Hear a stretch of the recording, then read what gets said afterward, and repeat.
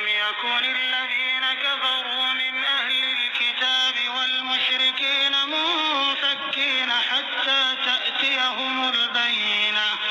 اہل کتاب کے کافر اور مشرک لوگ جب تک کہ ان کے پاس ظاہر دلیل نہ آ جائے باز رہنے والے نہ تھے. وہ دلیل یہ تھی کہ رسول من اللہ یتلو صحفا مطہرہ، اللہ تعالیٰ کا ایک رسول جو پاک صحیفے پڑھے، فیہا کتب قیمہ، جن میں صحیح اور درست احکام ہوں.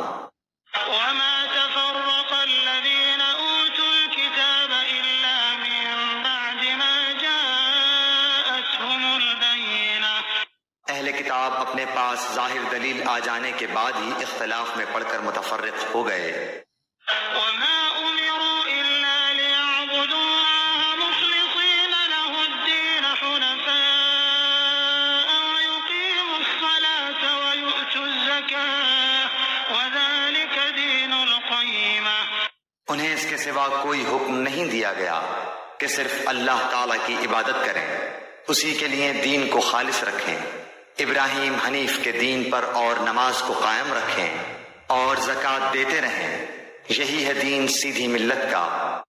ان الذين كفروا من اهل الكتاب والمشركين في نار جهنم خالدين فيها اولئك هم شر البرية.